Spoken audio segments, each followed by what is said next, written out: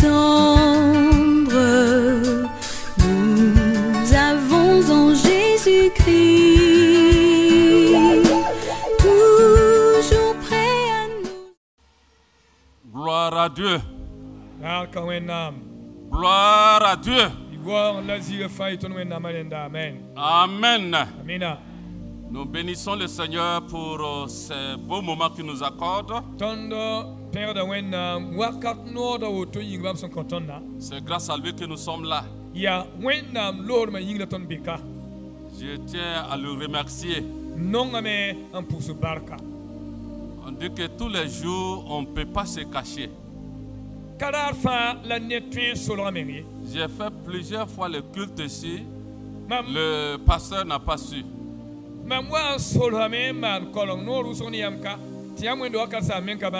Et des fois même, je ne le salue pas après le culte.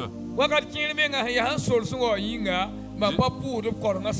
ne sais pas ce qui s'est passé aujourd'hui. Dès que je suis rentré par la porte de l'arrière,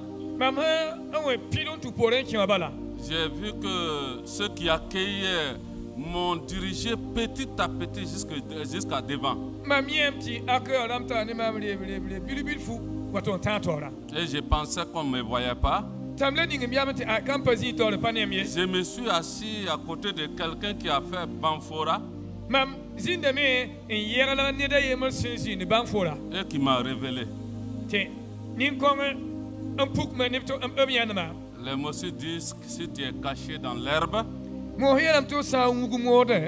que tu soulèves ta tête qu'on te voit, ce n'est plus la peine de te cacher. Et c'est ce qui fait que je suis devant vous maintenant. Que la gloire revienne à notre Seigneur. Alors si vous me voyez comme le docteur vient de le dire,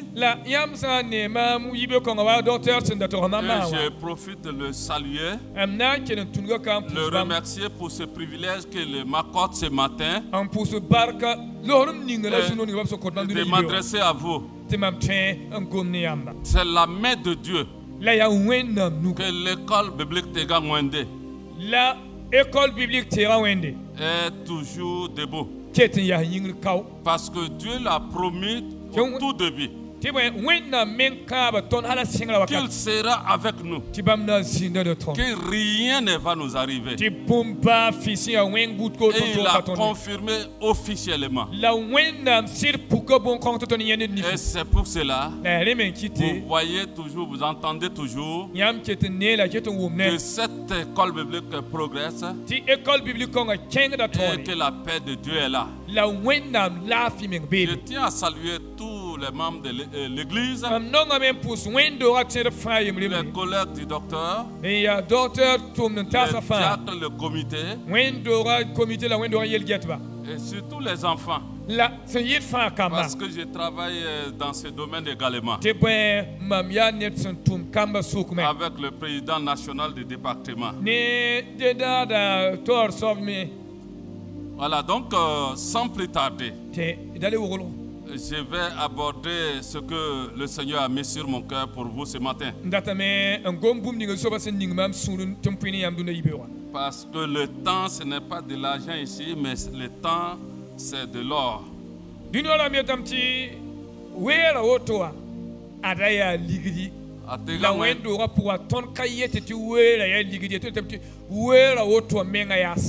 Atega Mwende, je peux prêcher jusqu'à 1h15.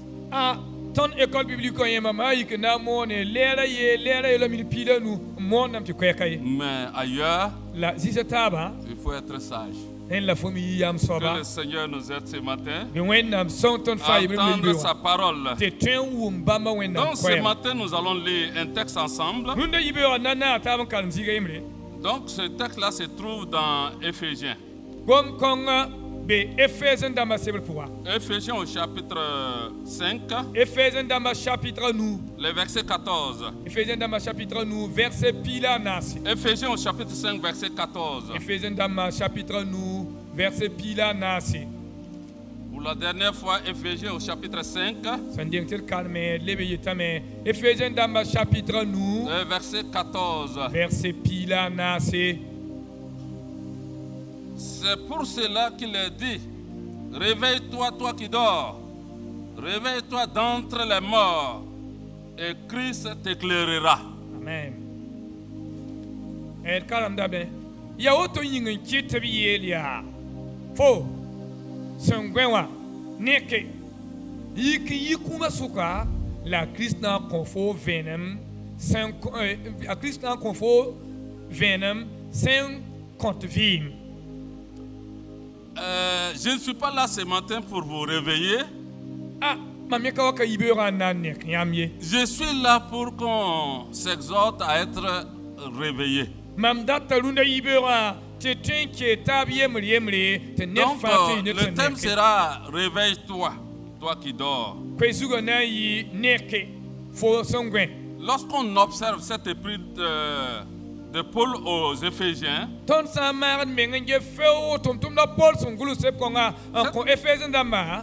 cette épître appelle les croyants à prendre garde à leur manière de vivre. Elle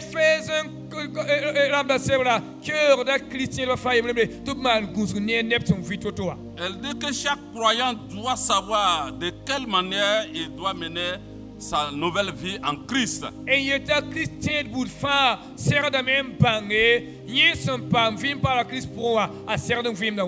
Donc pour mieux comprendre ce texte,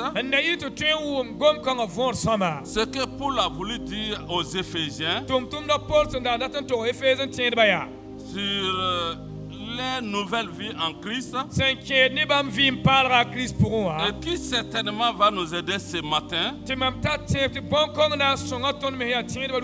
à prendre ce même exemple pour rester éveillé dans notre marche chrétienne. Donc c'est pour cela en premier lieu nous verrons la description des dormeurs dans cette épître-là.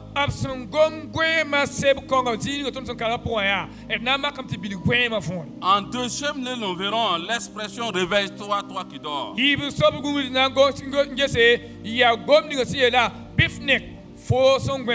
enfin Christ t'éclairera. Donc nous abordons le premier élément, la description des dormeurs. Lorsque Paul a parlé de se réveiller, il a décrit comment sont les dormeurs dans la maison de Dieu. Dans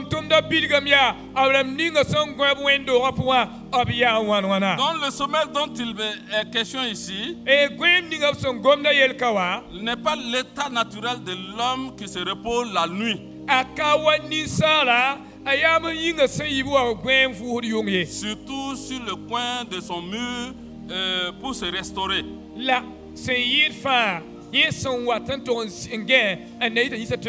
Mais c'est le profond sommeil. Surtout le sommeil de l'âme, dans lequel le péché d'Adam touche tous les humains,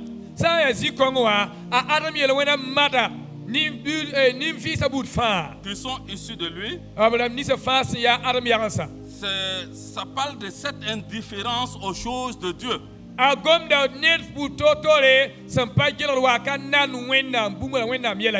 état d'insensibilité à l'égard de sa condition personnelle.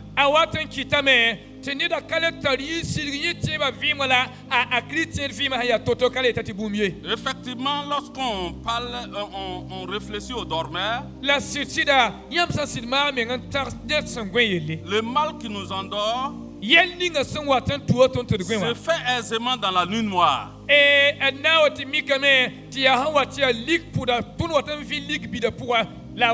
se fait toujours dans la cachette.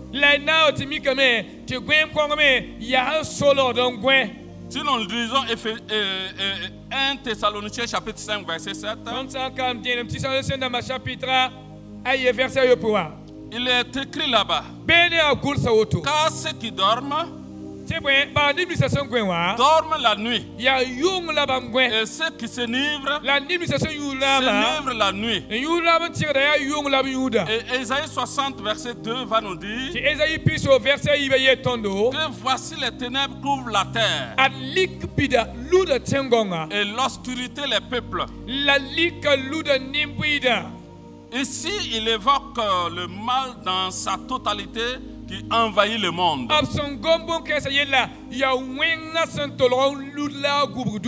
mal qui endort le monde. Et ceux qui ne connaissent pas Dieu ont des connaissances étendues sur les choses de ce monde. Ils n'ont rien sur Dieu. Ils sont ignorants de leur propre nature et de leur créateur également. Ils ne voient pas ce qui est nécessaire dans la vie, sinon que satisfaire leurs propres instincts.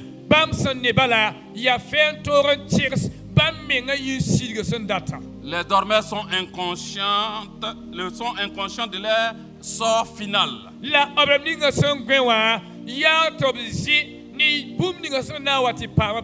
Ils se plaisent dans leurs péchés pendant que l'enfer s'est mis pour les accueillir.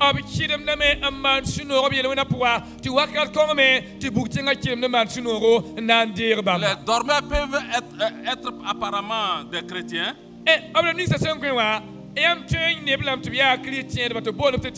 qui ont l'apparence de la piété,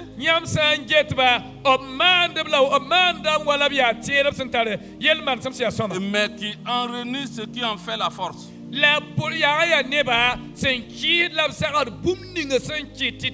Selon 2 Timothée chapitre 3 verset 5. Quelqu'un qui vit selon la chair est mort. C'est ce que Romains 8, 9 nous dit. Et l'histoire de Simon le magicien, malgré qu'il étonnait les gens avec sa magie, et qu'on disait même que c'est Dieu descendu sur la terre, mais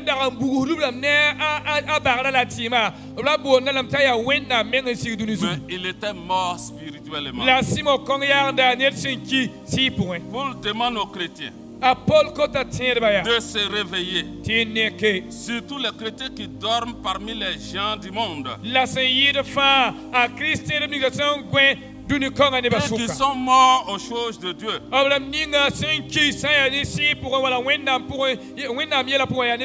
Paul les interpelle à prendre conscience de la dangerosité qu'ils courent, que s'ils ne font pas attention, ils peuvent avoir le même sort que les mondains.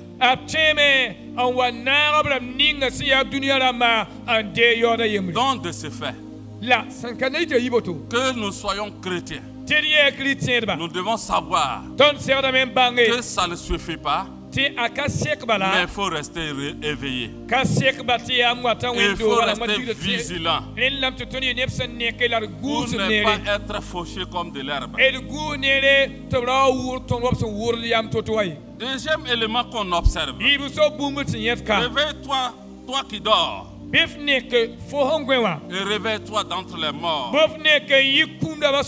Pour que les chrétiens se réveillent du sommeil, selon le texte de Éphésiens 5:14 que nous avions lu, il doit franchir des étapes. La première étape qu'il doit franchir pour le réveil, c'est devenir imitateur de Dieu. Lorsqu'on revient à notre texte de base et qu'on observe ce texte-là au début, par exemple, Éphésiens au chapitre 5, verset 1 nous dit: devenez donc mes imitateurs de Dieu, comme des enfants bien-aimés. Voilà, pour se réveiller, il faut être imitateur de Dieu. Voilà, comme des enfants bien-aimés. C'est pour cela dans l'église, ceux qui ont bien compris la foi chrétienne, ils ne considèrent plus les titres. Ils savent que devant Dieu, nous sommes égaux. Le même sang qui a payé ton frère et ta soeur, c'est le même prix qui t'a racheté également. Donc c'est pour cela qu'il dit: devenons des imitateurs de Dieu. Et il ajoute comme des enfants. Le thème d'Éphésiens, du livre d'Éphésiens, voilà, c'est l'église et le corps de Christ. C'est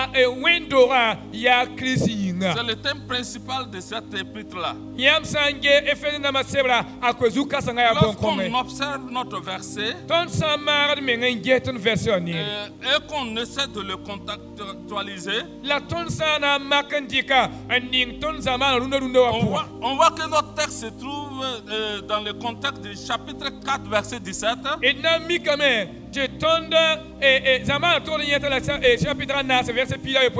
Jusqu'au chapitre 5, verset 21. C'est ça le contexte de notre texte. Lorsqu'on essaie de voir le sujet de la subdivision, parce que lorsque vous regardez dans la Bible, vous voyez des subdivisions. Des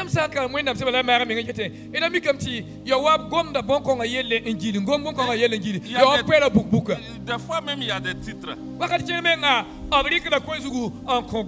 sujet de la subdivision, c'est vivre comme des enfants de lumière.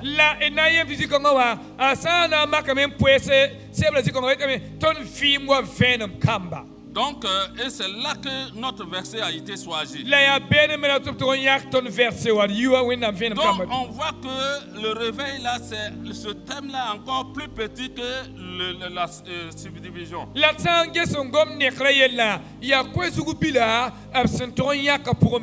Même plus petit encore que le thème principal.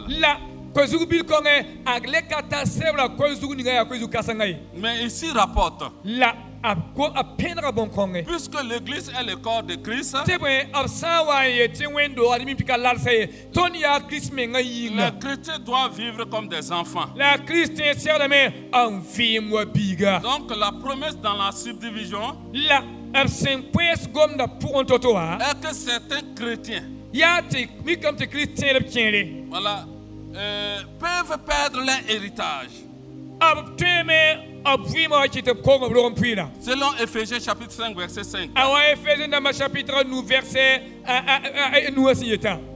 Alors, s'ils ne font pas attention, ils perdront leur héritage. Donc pour vous et moi ce matin, pour que nous ne perdons pas cet héritage-là, la condition est de rester éveillé et de vivre comme des enfants de lumière. Donc le problème majeur de cette division-là,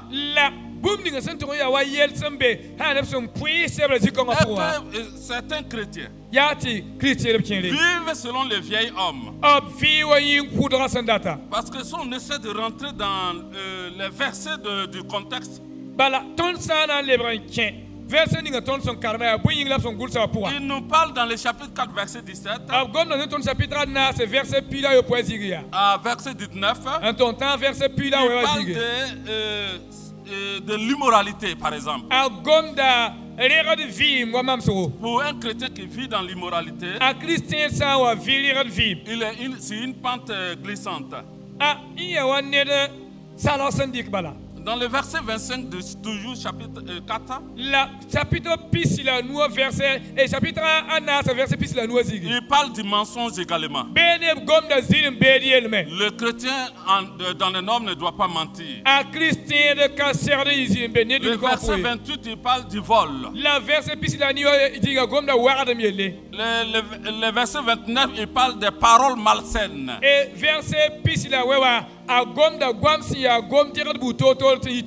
le verset 31, il parle de l'amertume, l'animosité, la colère, etc.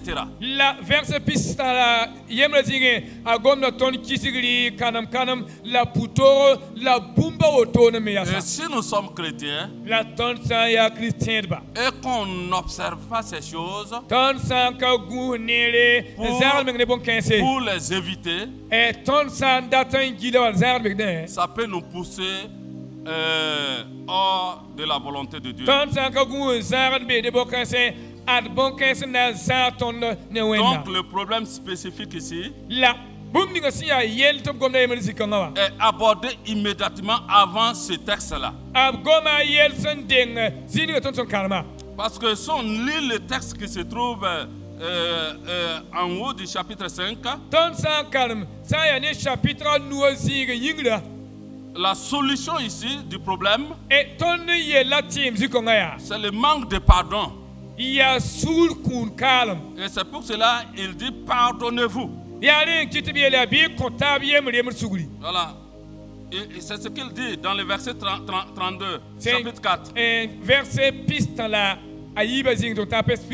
dit soyez bons les uns envers les autres, compatissants, vous pardonnant réciproquement comme Dieu vous a pardonné en Christ. Amen. Si nous vivons ensemble, ça peut amener des frottements. Les frottements peuvent se manifester négativement des fois. Mais chaque fois le chrétien doit pardonner son prochain.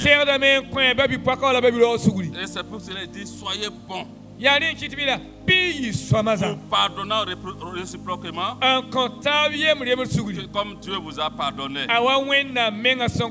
Maintenant, après avoir dit ça, c'est le premier pas pour le réveil. Et le deuxième pas, il le dit clairement dans le verset 3 du chapitre 5. Voilà, donc le verset 2 d'abord, il dit marchez dans la charité, dans l'exemple de Christ qui nous a aimés et qui s'est livré à Dieu pour nous comme une offrande et un sacrifice de bonne odeur. Une fois qu'on devient des imitateurs comme un enfant qui imite son père,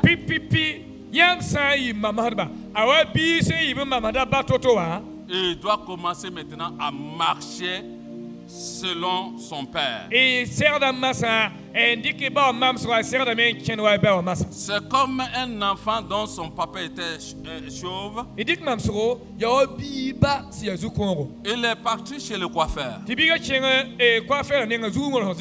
le coiffeur lui a demandé quel modèle il veut. Il dit je veux que tu me coiffes comme mon papa. Parce qu'il n'y avait pas de cheveux sur la tête. Donc c'est ce que doit être chaque chrétien. Il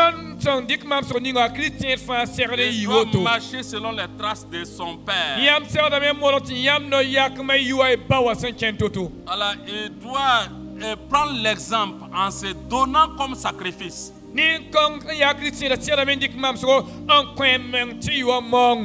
Et c'est là encore qu'il revient. Paul revient toujours sur ça. Il dit encore d'éviter certains comportements. Dans le chapitre 5, verset 3 à 6. Et les comportements à éviter, c'est l'impudicité dans toutes ses formes, la cupidité, ne doit même pas être nommé parmi vous. Les paroles déshonnêtes, ni les propos insensés, ni plaisanteries, qui sont contraires à la bienséance, et ne doivent pas être l'objet de vos conversations. Et il dit que personne ne vous séduise par des vains discours, parce que cela suscite la colère de Dieu. Et lorsqu'on fait ce deuxième pas, je crois qu'on commence à voir clair et distinctement comme cet aveugle qui a été touché 2 fois. Et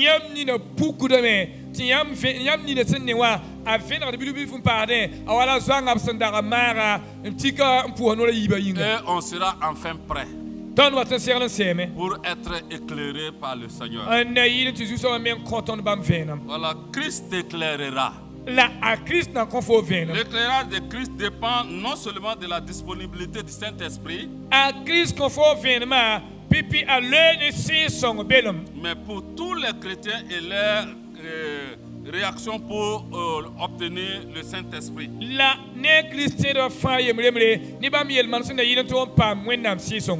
Bien vrai que le chrétien réveillé doit se conduire avec circonspection, ce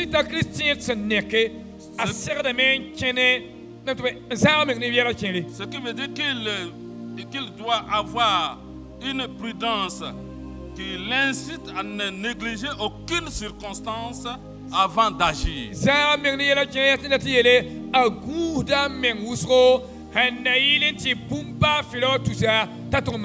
Il doit savoir que les jours sont mauvais.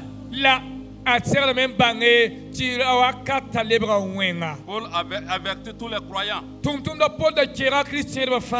aux œuvres de la nature pécheresse, que tous ceux qui commettent de telles choses ne hériteront pas le royaume de Dieu. Galates 5, verset 19 à 21. Donc pour dire ce matin, l'éclairage de Christ provient de la plénitude du Saint-Esprit. L'éclairage de Christ provient de la plénitude du Saint-Esprit. Voilà, donc lorsque le Saint-Esprit guide nos vies, nous allons marcher dans les ténèbres sans torche, mais tout en étant conduit par le Saint-Esprit. Et avant de terminer, je donne ce témoignage. Il y a une sœur qui s'est convertie, mais elle avait connu le monde des ténèbres. Elle a ôté la vie de beaucoup de personnes. Elle m'a montré même ceux qu'elle a rendus estropiés. Si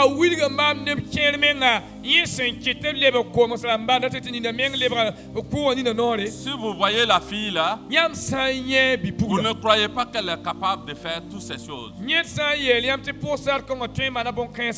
Lorsqu'elle s'est convertie et qu'elle a commencé à venir à l'église, tout de suite la personne qui est à l'origine l'a invité de venir au village. J'ai dit, tu ne peux pas aller seul. J'étais obligé de l'amener. Et la personne n'a pas accepté l'accueillir. Du temps que ce pasteur serait là, tu es ma petite fille, mais je ne t'accueillerai pas. Nous sommes repartis à Banfora. Et deuxième semaine, il l'appelle. Lorsqu'elle devrait partir, j'ai dit à la fille, cette fois-ci, je ne t'accompagne pas. Mais écoute la voix du Saint-Esprit. Le Saint-Esprit t'éclairera. Effectivement, elle est partie seule. Et la nuit, lorsqu'elle voulait rentrer et se soulager dans la douche, comme c'est à l'écart, à l'écart. Pendant qu'elle marchait, elle a senti que quelqu'un l'a saisi sur son épaule. Il dit, attention, il y a un serpent. Elle s'est arrêtée. Elle a dit, au nom de Jésus, je vais rentrer dans la douche. Et rien ne m'arrivera. Elle a pu rentrer. Elle s'est soulagée, elle est sortie. Mais la nuit, elle a engagé ce combat. Toute la nuit avec ce serpent. Et le matin à son réveil, voici le serpent couché à la porte. Son parent qui l'avait invité, il les a réveillés. Voici le serpent. J'ai lutté toute la nuit avec ce serpent. Et la personne est sortie. Il a dit que ce sont mes agents en divagation. Ne le touchez pas. Jusqu'à ce que le serpent a faufilé allait rentrer dans sa cage d'incantation.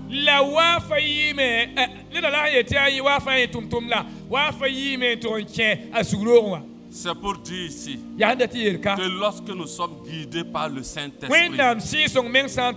quel qu'en soit ce qui est fait dans les ténèbres, quelles qu'en soient les nuits que nous allons traverser, quels qu'en soient les pièges de l'ennemi, le Saint-Esprit les dévoilera et rien ne se produira. Donc ce matin, que le Tout-Puissant, Dieu qui nous interpelle ce matin, à nous réveiller, que chacun prend conscience de lui-même et voit quel est son état et de la manière qu'il doit être en contact avec le Saint-Esprit pour rester toujours éveillé. Que le Tout-Puissant nous bénisse au nom de Jésus-Christ. Amen. Amen.